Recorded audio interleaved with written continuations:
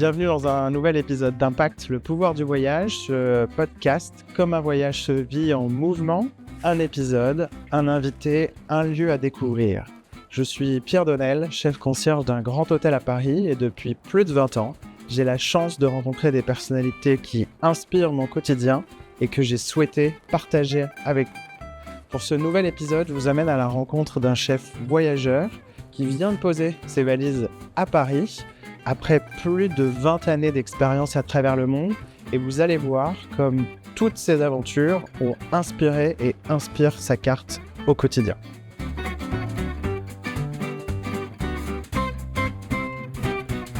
Bonjour Romain, bonjour chef, comment allez-vous ? Très bien, très bien. Ça va ? Oui. Merci de nous accueillir chez vous, dans votre restaurant. Avant d'en parler un petit peu, j'aimerais bien qu'on commence par votre parcours, avec beaucoup de choses, mais j'aimerais bien qu'on en parle parce que ça me parle beaucoup sur cette notion de voyage, notamment. Donc moi, pour aller vite, moi je viens d'un petit village de l'Est de la France, en Haute-Saône, qui s'appelle Neuré-les-Lannemies, et j'ai grandi dans un lieu-dit qui s'appelle Prével, d'où le nom du restaurant aujourd'hui.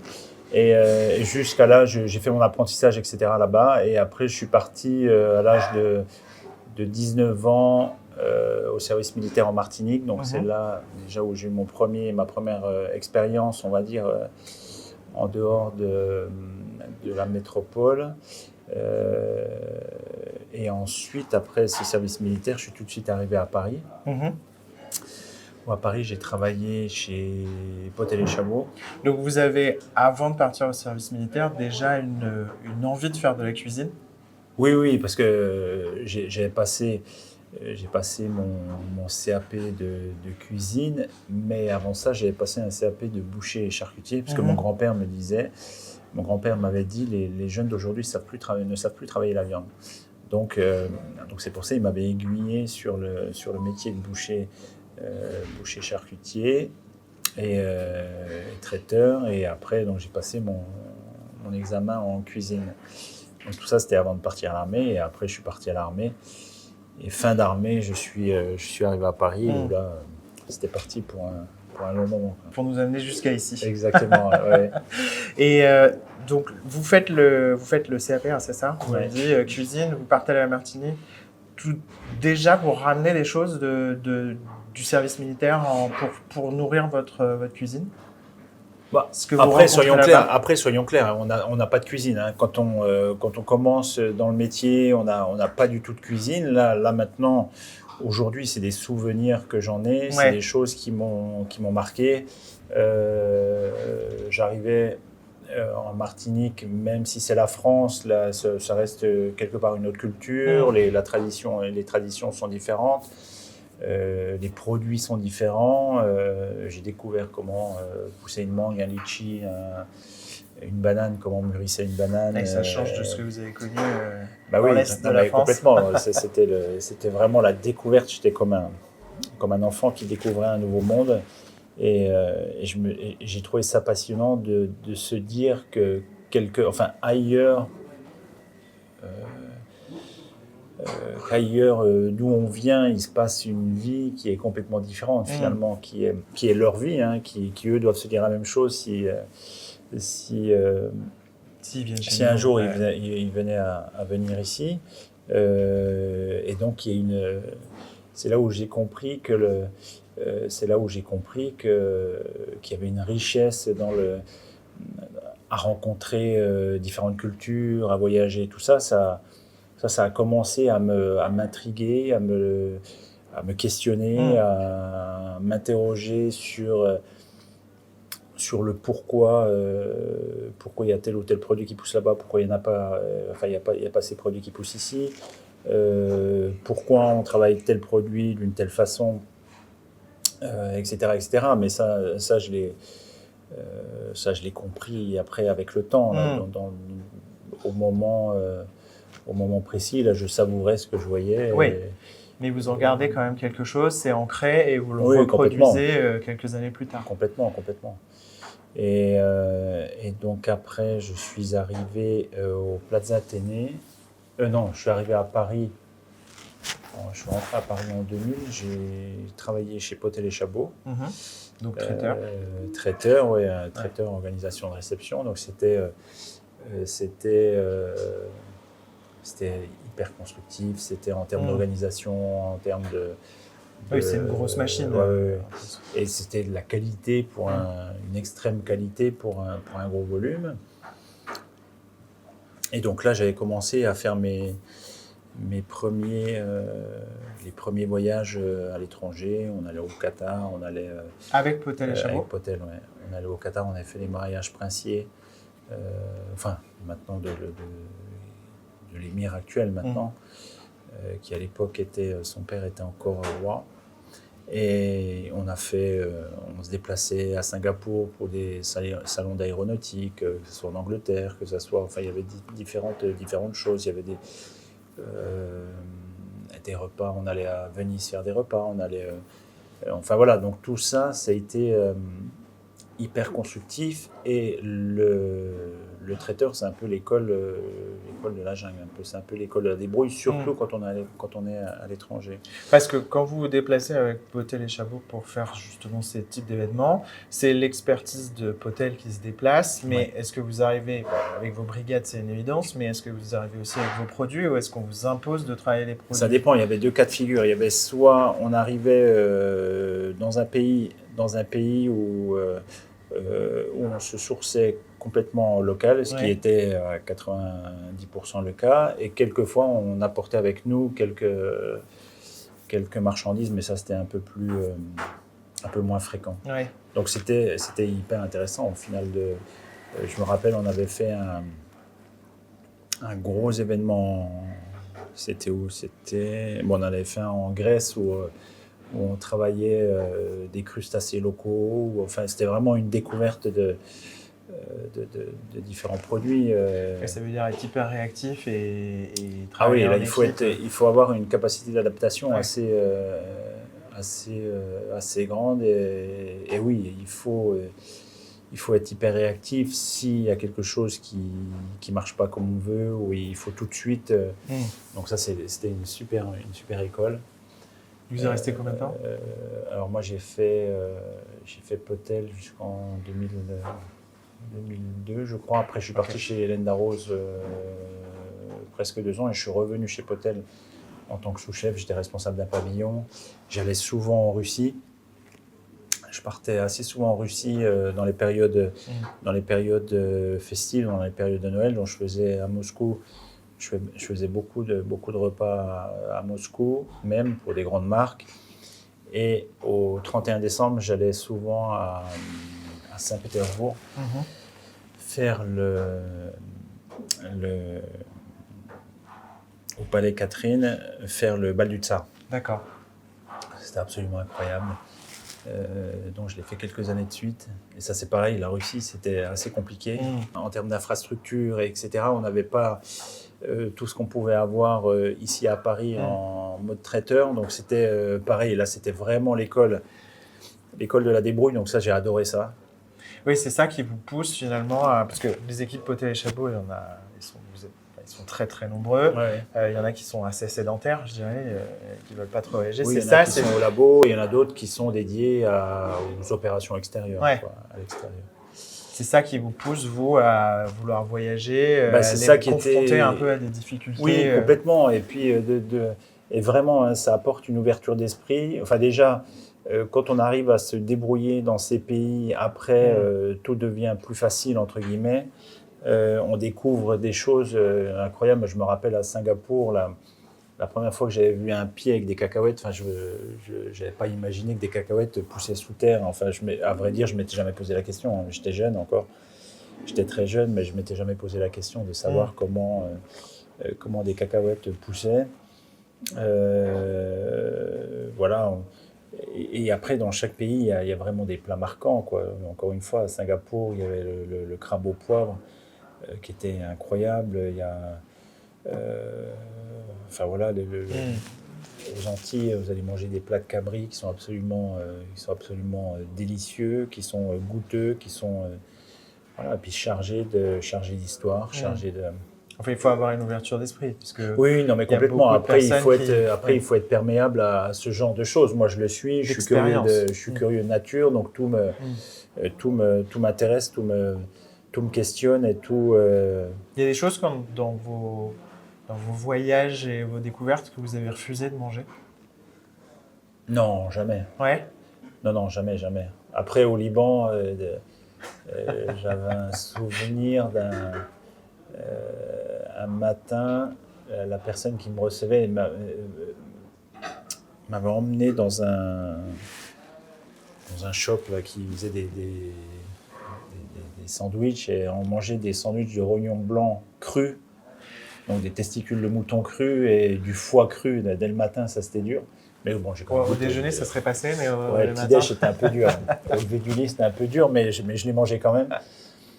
C'est marrant, j'ai revu des photos il n'y a pas longtemps, mais malgré tout, j'en garde un bon souvenir. Ouais. Un bon souvenir, mais c'est vrai que sur le moment, c'est pas évident. Un peu- C'est pas un peu évident. perturbant. C'est un peu perturbant. Et donc après, vous arrivez chez Alain Ducasse. Oui, je suis rentré chez Alain Ducasse en 2006 au Plaza Athénée. Et non, donc le souhait là, c'était vraiment de continuer à apprendre parce que ça faisait, je suis arrivé en 2000 à Paris, ça faisait 6 ans que j'étais à Paris et j'en avais pas assez, je n'avais pas assez appris et l'opportunité s'est présentée pour moi de travailler auprès d'Alain Ducasse et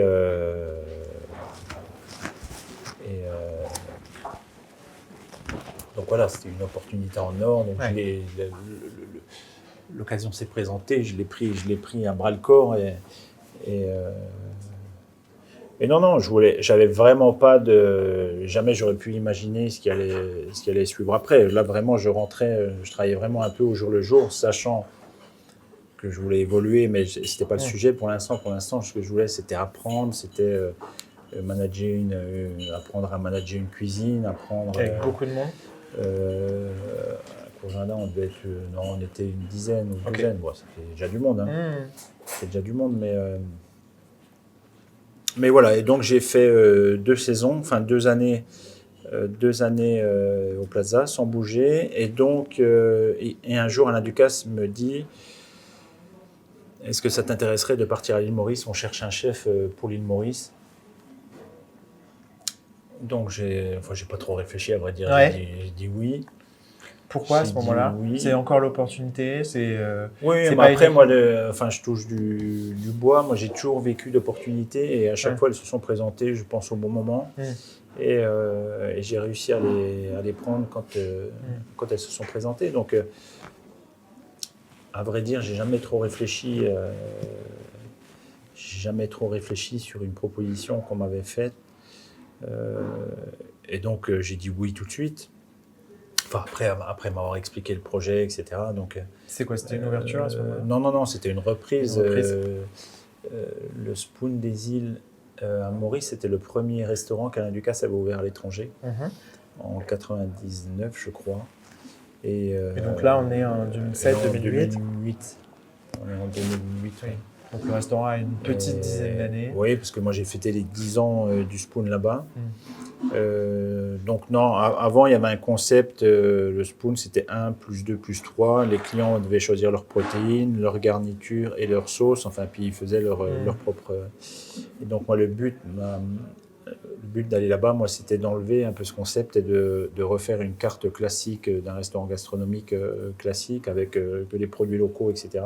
Mais Spoon, ça a toujours eu en plus une dimension voyage. Hein, parce Oui, qu'on est complètement. sur une Le cuisine. Spoon, le premier Spoon qui avait été ouvert, c'était rue de Marignane. C'était complètement ça. Ouais. C'était les cuisines du monde. Il y avait une ouverture d'esprit à l'époque qui était assez incroyable. C'était quelque chose d'avant-gardiste, quoi. C'était ce qu'on appelait à l'époque une cuisine fusion. Et combien de temps vous êtes resté à l'île Maurice? À l'île Maurice, je suis resté 2 ans et demi. Et donc, voilà, là-bas, je travaillais avec 100% de produits locaux. Et là-bas, j'ai commencé à vraiment tisser une relation, un lien assez fort avec chaque producteur, entre Victor, le pêcheur, là, qui arrivait par la plage, qui nous emmenait les coquillages, entre Gérard, là, qui faisait des cœurs de palmiste, entre J'avais trouvé une éleveuse de volailles. Je suis en train de chercher son prénom. Ça va me revenir. Une éleveuse de volailles belge qui s'était installée à l'île Maurice et qui faisait des poulardes qui étaient assez jolies, ce qui n'est pas facile parce que dans un pays chaud, pour engraisser des animaux, c'est pas simple. Donc là, il y a une vraie volonté d'utiliser un maximum les produits locaux parce que sur l'île Maurice, il n'y a pas forcément énormément de choses. Donc déjà dans cette approche de création de cartes, parce que c'est une refonte du concept, c'est ça. Oui. On utilise un maximum les produits. Oui, c'était ça. Après, il y avait la chasse. Il y a beaucoup de cerfs, à l'île Maurice, par exemple. Donc ça allait de la chasse à la pêche, en passant par le maraîchage, en passant par la culture des épices, etc., etc. Donc c'était hyper, c'était très enrichissant, et puis c'était une aventure humaine, quoi, entre les producteurs, enfin les produits, les producteurs, nous les cuisiniers jusqu'aux clients. C'était intéressant de faire découvrir ça à nos clients. Nos clients, c'était que des vacanciers. Hein. Il y avait très peu de clients locaux. Il y en avait quelques-uns, mais très peu de clients locaux qui venaient au restaurant.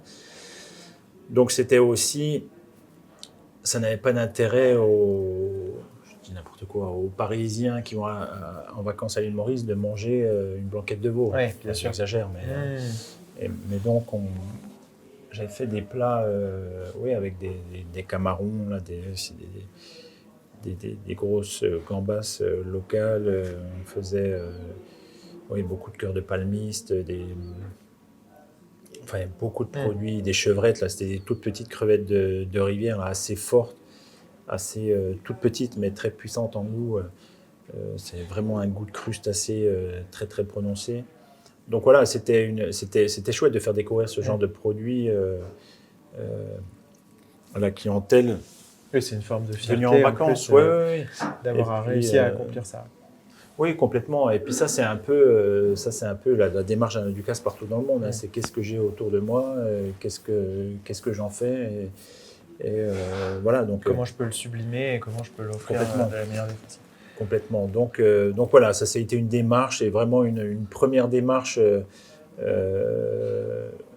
en lien direct avec les producteurs.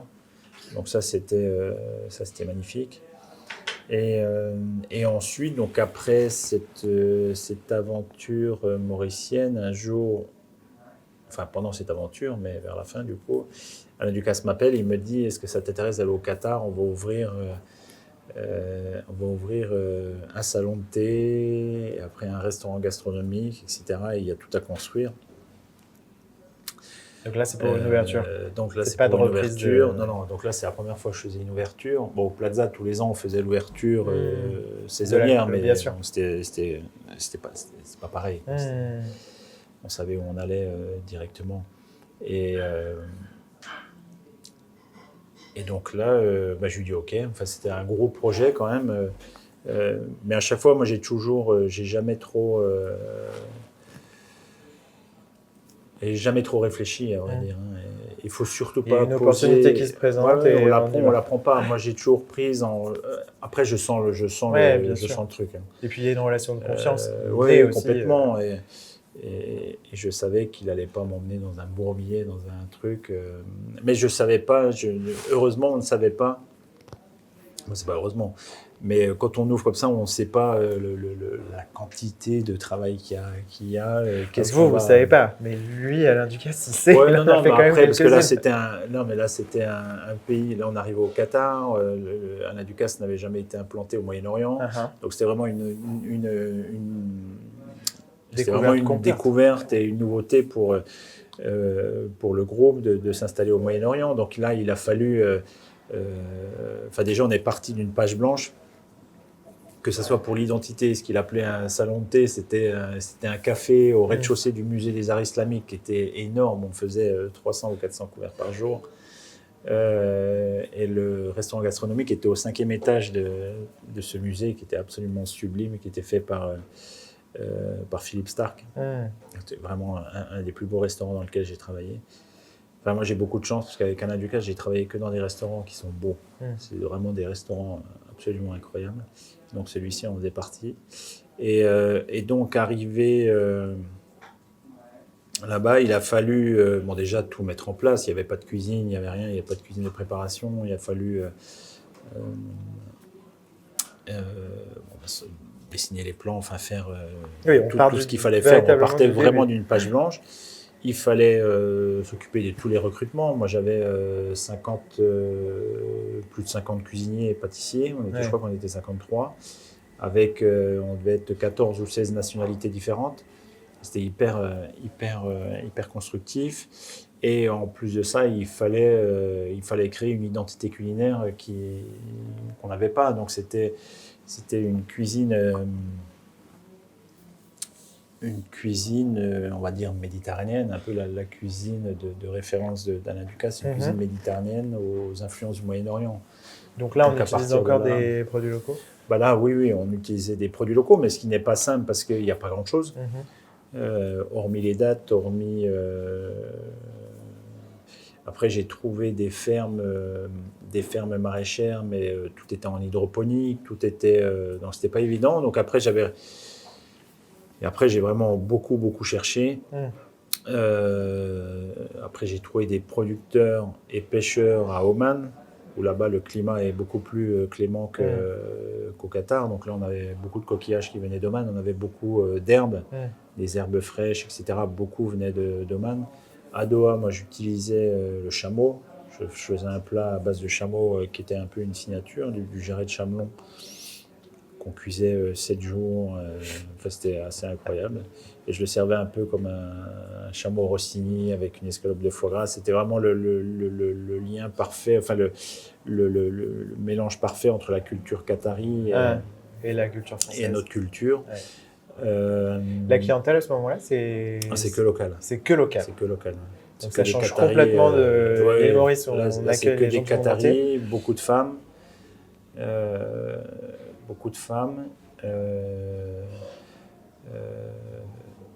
Et après, oui, il y avait quelques expatriés qui venaient, etc. Mais c'était vraiment... la base de la clientèle, c'est une clientèle locale. Ça dure combien de temps, l'expérience à Doha ? Ça dure presque 4 ans. Ouais. Ah oui. Mais bon, pour cette ouverture, donc il a fallu que je source beaucoup de produits et également pour construire cette identité culinaire, j'ai fait un peu le tour du Moyen-Orient.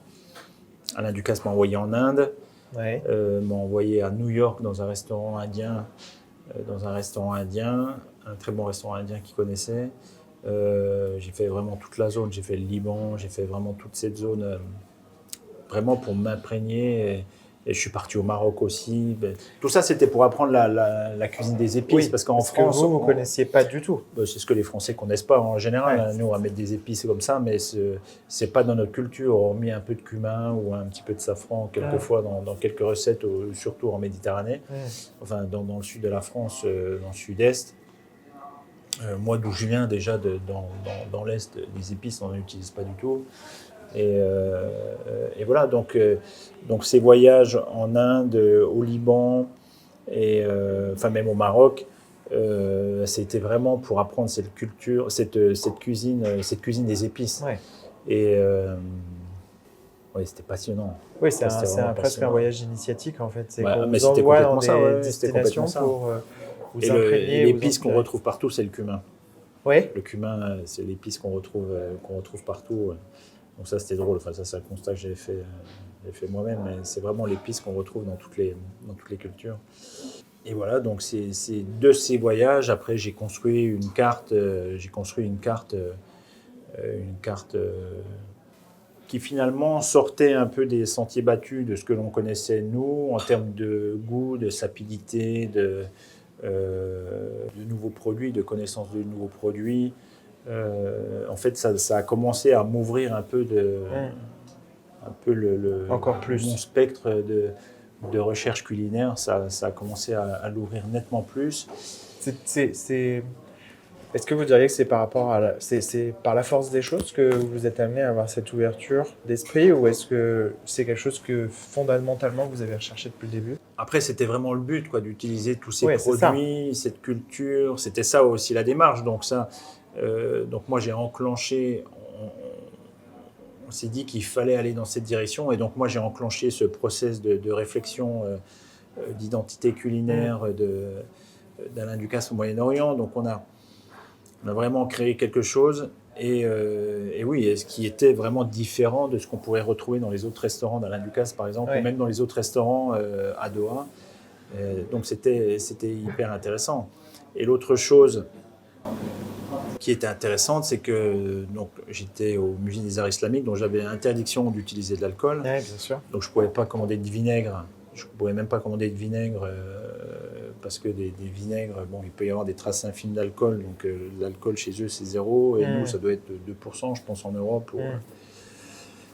Mais le sans-alcool, là-bas, c'est 0. Donc je ne pouvais vraiment pas du tout utiliser des vinaigres. Donc c'est là où j'ai commencé à faire des fermentations, à faire des vinaigres de grenade, des vinaigres de betterave, des vinaigres... Enfin voilà, j'ai commencé à explorer un peu ce monde végétal parce qu'ils mangent... C'est une culture où ils mangent beaucoup de céréales. Ils mangent beaucoup de riz, friqué. Enfin voilà, il y a une quantité de céréales qui est utilisée, qui est très intéressante, et ils mangent énormément de légumes. Beaucoup de protéines carnées aussi, mais en tout cas, tout le travail se fait sur le légume, parce que les 3/4 des cuisiniers dans ces pays-là sont indiens. Ou libanais. Donc voilà, mais donc il y a une grosse culture de la cuisine du légume, la cuisine végétale. Donc voilà, là j'ai beaucoup appris, je me suis passionné par cette cuisine du monde végétal. Je me suis passionné par les fermentations, par tout ça. Donc ça, tout ce travail-là que après, qu'ensuite j'ai ramené au Plaza, ça, ce travail-là, je l'avais commencé au Plaza. Et donc là, vous arrivez au Plaza, 4 ans plus tard. Et donc un jour, Alain Ducasse vient à Doha. Et il me dit, viens, il faut qu'on parle. Et en fait, il commence à m'expliquer le projet du Plaza. Il me dit, on va ouvrir ci, on va ouvrir ça. On va ouvrir ci. Il y était déjà à ce moment-là? Ils étaient déjà au Plaza, mais ils avaient fermé, parce qu'Alain Ducasse est au Plaza depuis 2000. Depuis 2000, et si je ne me trompe pas, oui. Et il venait de fermer en 2012. En fait, toute l'année 2013, le Plaza était fermé. Et on réouvrait en 2014. Et il vient vous voir au moment où ça ferme Oui, c'était fermé. Le restaurant a été fermé. C'était au début. Donc, il avait transféré son restaurant Alain Ducasse au Plaza Athénée au Meurice. Et voilà, donc il n'y avait plus rien au Plaza. Et donc, quand il me parle de ce projet, je comprends que je vais être chef là-bas. Il ne me dit pas, est-ce que ça t'intéresse? Il me dit, on va faire ci, on va faire ça, on va faire ça. J'ai tout de suite compris que c'était moi le chef. Il y a un retour en France de programmé. Ouais. Donc un retour en France est programmé, et donc je rentre à Paris.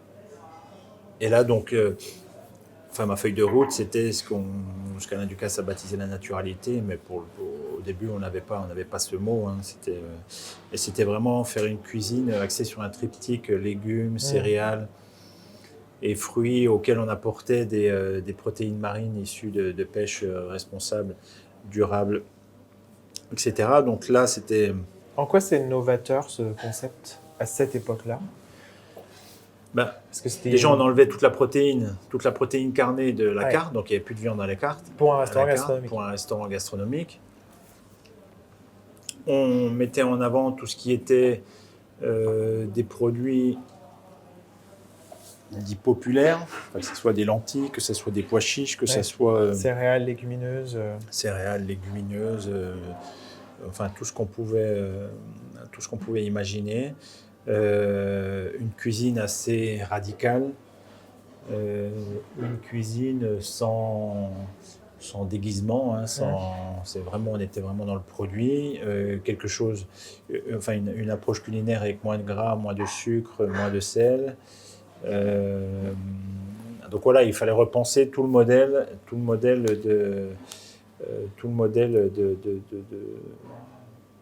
gastronomique, quoi, en fait, et même en termes de service, il y avait des nouveaux gestes de service qui apparaissaient. C'est ça qui vous a plu particulièrement?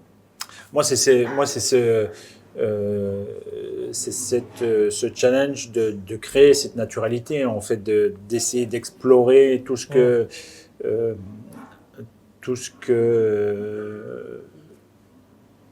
tout ce dont on n'avait jamais pensé jusqu'à maintenant, quelque part. Parce que moi, je regardais tout ce qui se faisait pour ne surtout pas faire la même chose, en fait. Donc là aussi, vous voyagez pour vous inspirer. Là, je suis reparti à New vous York. désinspirer. Je suis reparti à New York. Je suis reparti à New York chez Dan Barber, chez au Bernardin, voir différentes cuisines. Voilà, c'était vraiment pour s'inspirer, pour voir ce qui se faisait, voir des nouvelles techniques ou pas, voir des nouvelles approches. Et c'est vrai que chez Dan Barber, il y a une philosophie autour du légume, du jardin, du respect de l'environnement, de ce souci de demain, en fait. Il arrive à remettre des variétés de maïs endémiques en culture, en plantation. Donc il y a vraiment une démarche derrière. Il a un impact qui est quand même assez colossal. Qui est quand même assez fort. Ouais. Donc voilà, donc toute cette réflexion au-delà de la cuisine, là je parle, c'est vraiment des réflexions au-delà de la cuisine qui me passionnent et qui sont très enrichissantes, intéressantes et où on remet tout le modèle de la restauration en jeu et ça passe quasiment systématiquement par le voyage finalement. Que ce soit pour traverser la rue pour aller chercher l'inspiration dans un autre restaurant ou avec un confrère, comme aller à l'autre bout du monde pour sourcer une épice. Complètement, oui. C'est, en fait, tout ce qui nous entoure peut nous nourrir d'une façon ou d'une autre, même si on n'en a pas l'impression. Indirectement, on se nourrit de tout ce qu'on voit, de tout ce qui nous entoure. Il faut écouter les gens, la réflexion de chaque chef. Même aujourd'hui, quand je vais dans un restaurant, ce qui est intéressant finalement, c'est pas de ce que je vais manger, c'est pas ça qui m'intéresse en fait, c'est tout ce qu'il y a autour. D'essayer de comprendre la réflexion qu'a le chef, l'engagement, le pourquoi du comment, pourquoi on fait ça. Vous arrivez à voyager à titre privé en vous détachant un petit peu de tout ça, ou même quand vous voyagez à titre privé, il y a forcément déjà, est-ce que vous arrivez à voyager à titre privé? Oui, pas là parce que je viens d'ouvrir, mais, mais j'essaye de faire des déplacements. Après, c'est des petits sauts de puce. Là, pour l'instant, j'ai pas eu l'occasion depuis un moment de voyager assez loin. Des fois, j'ai fait quelques déplacements à l'étranger, mais c'était pas des longs séjours comme j'avais pu le faire en Inde ou c'est pas des longs séjours comme ça. Mais à chaque fois, même avec ces petits sauts de puce, on arrive toujours à capter des choses. Et même si c'est en France, il n'y a pas longtemps, j'étais dans le nord de la France, un peu plus dans le nord de la France. Enfin, il y a des choses à prendre partout. Donc finalement, à chaque fois que vous voyagez, que ce soit à titre privé ou à titre professionnel, il y a quand même des choses qui vont venir nourrir votre passion de la cuisine. Mais c'est inconsciemment. Bien on sûr. se nourrit. Moi, je suis une éponge. Je prends tout ce qui m'entoure. Je regarde tout ce qui m'entoure. Je regarde tout ce qui m'entoure, même en marchant dans la rue. Le monde en général est hyper inspirant, instructif, constructif. La rencontre des gens, elle est incroyable.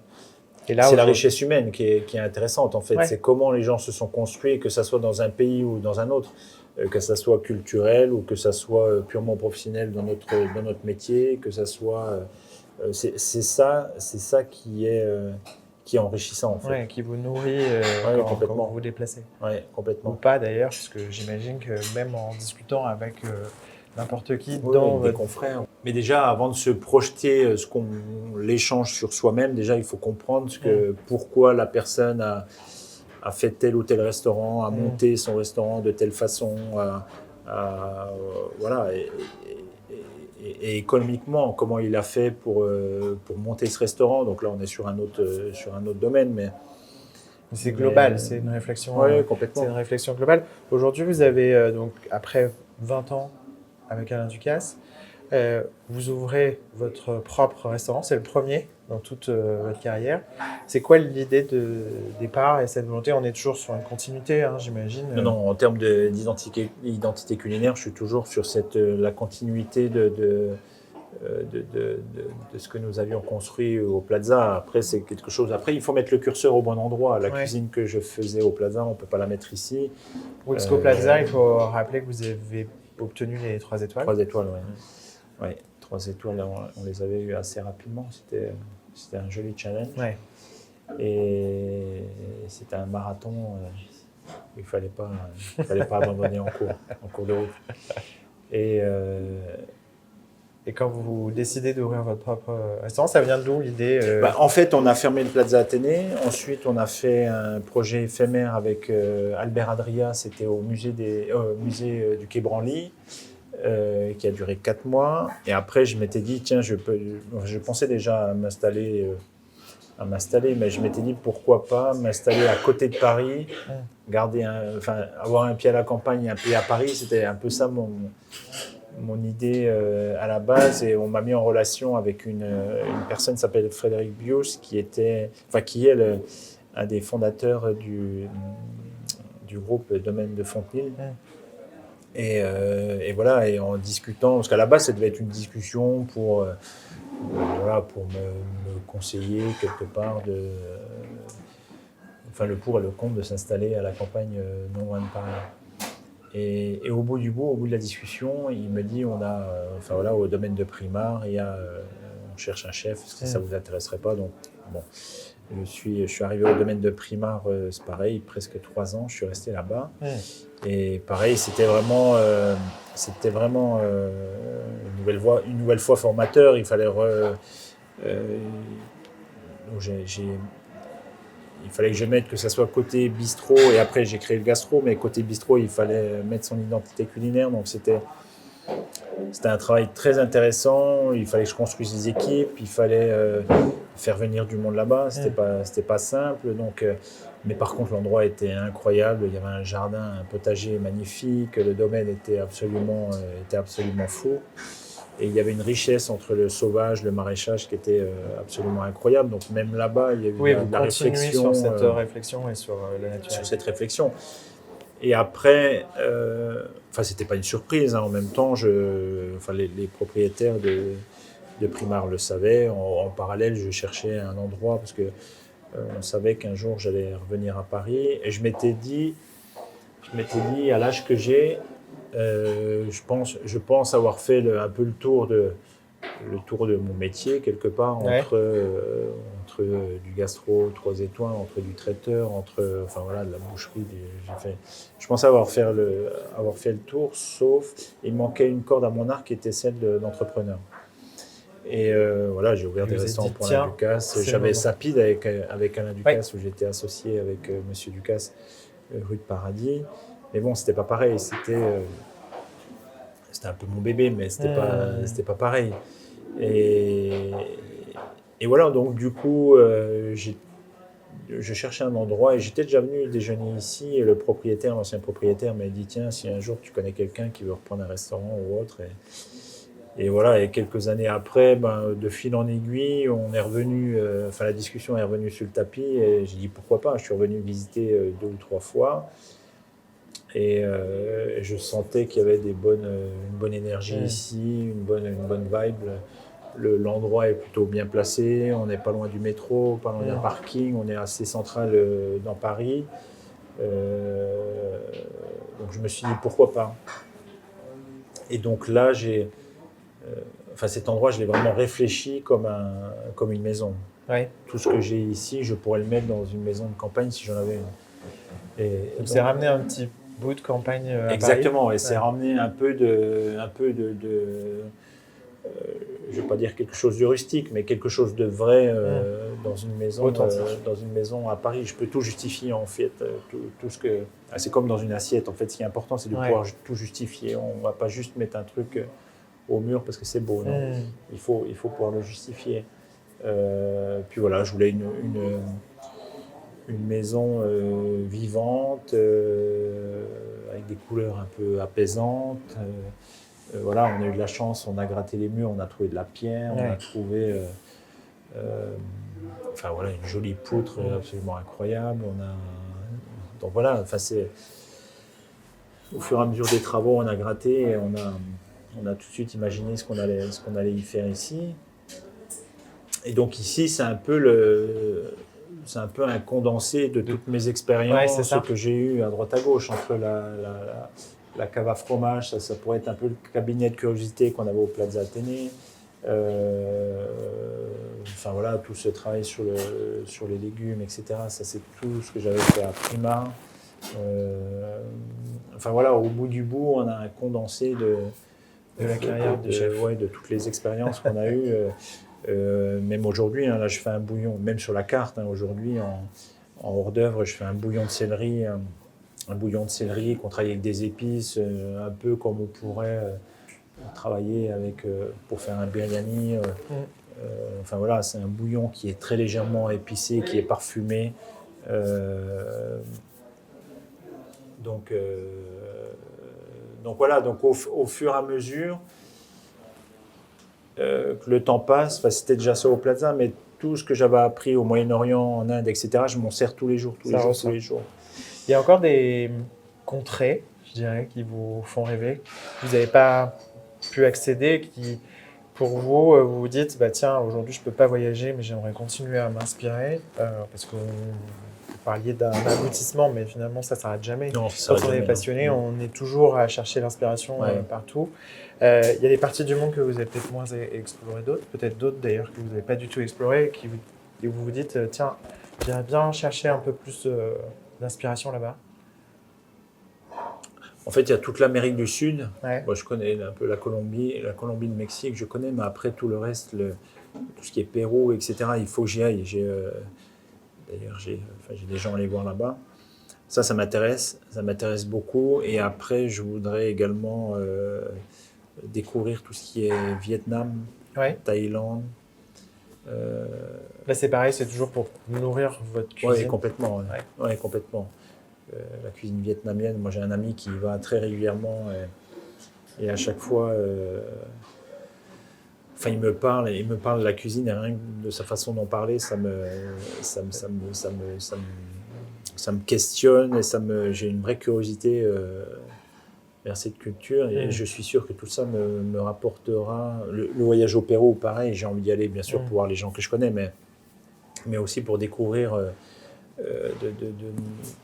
tout le travail qu'ils peuvent faire sur le maïs, tout le travail qu'ils peuvent faire sur la pomme de terre, tout le travail. C'est des choses simples qui pour un cuisinier n'a pas de prix. En fait, ça vaut toutes les formations du monde. Le voyage, ça vaut vraiment toutes les formations du monde. Non, bien sûr que j'ai envie de, mais même sans aller aussi loin, j'irais bien dans des régions. Je dis n'importe quoi, je peux aller en Corse, dans un tout petit village, apprendre à faire des plats traditionnels et locaux. Ça peut être ça, hein, c'est tout simplement ça. Tout est inspiration.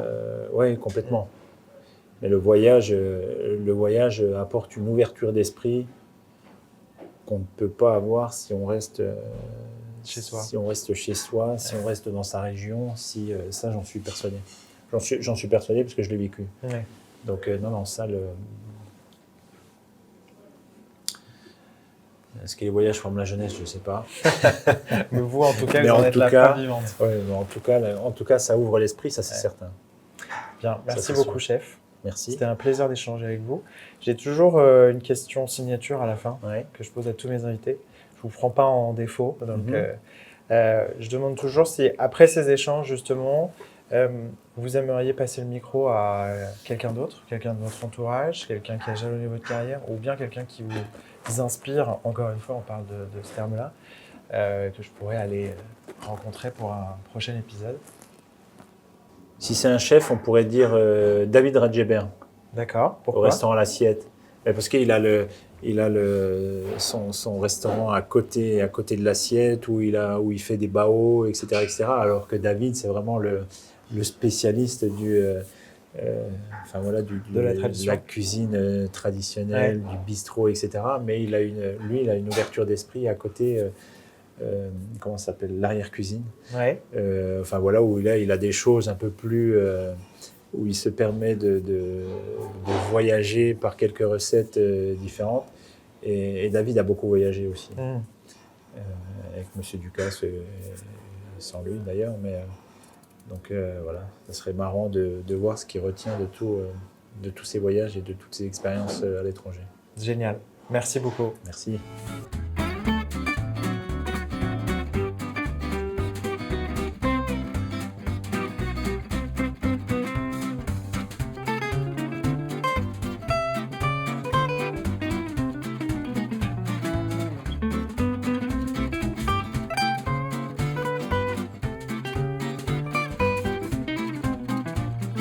Merci d'avoir écouté ce nouvel épisode d'Impact, le pouvoir du voyage. J'espère que la vision et les mots de Romain sauront vous impacter comme ils m'inspirent au quotidien.